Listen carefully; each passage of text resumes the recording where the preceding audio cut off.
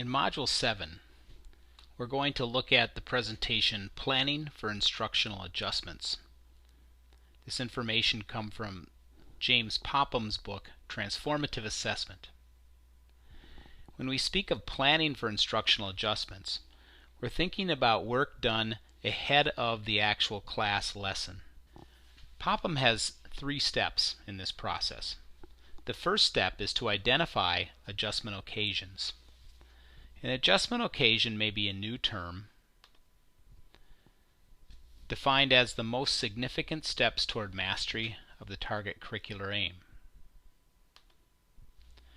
So these adjustment occasions should correspond to the building blocks that we've identified in our learning progressions.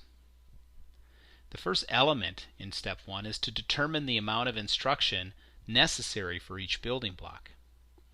So in the table below, on the far left, you can see the learning objective with sub-skills and enabling knowledge listed underneath.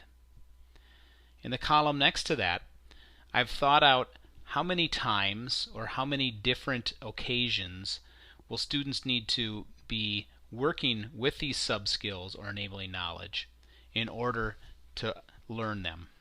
The next part of step 1 is to examine your building blocks and the planned number of lessons, and ask, what is the most likely instructional adjustment I will need to make?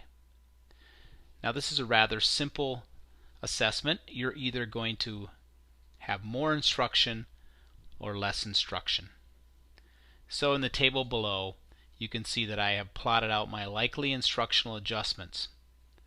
This determination might be made on past experience in teaching these elements, or perhaps the complexity of them, or their importance.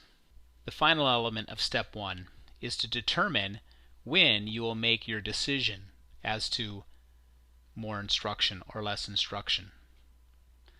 General guideline would be, if you anticipate more instruction, you'd assess later in the planned number of lessons. If you anticipate less, you'd assess earlier. And so in the final column, I've plotted out when I would want to make that adjustment decision for each of these building blocks. Step 2 is to establish an adjustment trigger. Again, this may be a new term. An adjustment trigger is the level of performance that leads the teacher to make an instructional adjustment. So there are 2 parts to an adjustment trigger. It would be the per student performance level and the per class performance level. Guidelines for adjustment triggers are: the more important the content, the smaller number of student errors should be required to trigger the adjustment. And the more serious the performance, the greater the number of students who need to be assessed.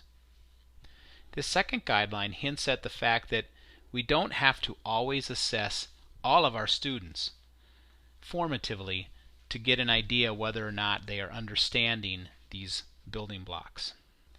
Here are 2 example adjustment triggers. The first one is for more instruction. The second one is for less instruction. And you can see that each have a per class and a per student performance level called out. In the trigger for less instruction, I set the performance level high because if I'm going to deliver less instruction, I want to be very sure that students have mastered that building block.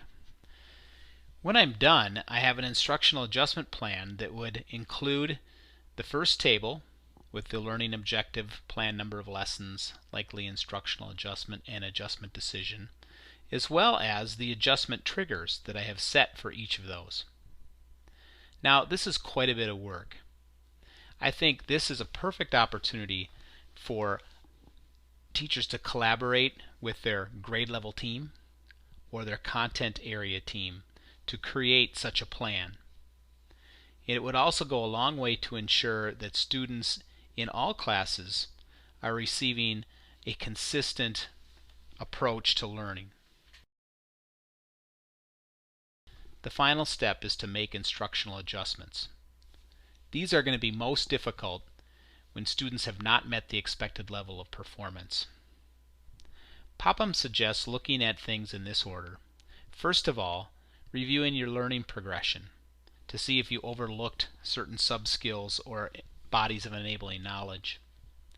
And then looking at the building blocks.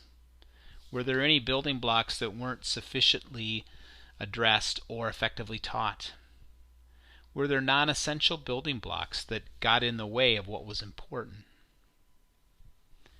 And then, of course, you can look at the actual instruction. Are there new strategies that could be introduced? Are there colleagues who can provide you with better strategies than the ones you currently are using? Other instructional adjustments include student small groups, where they work collaboratively to support each other's learning.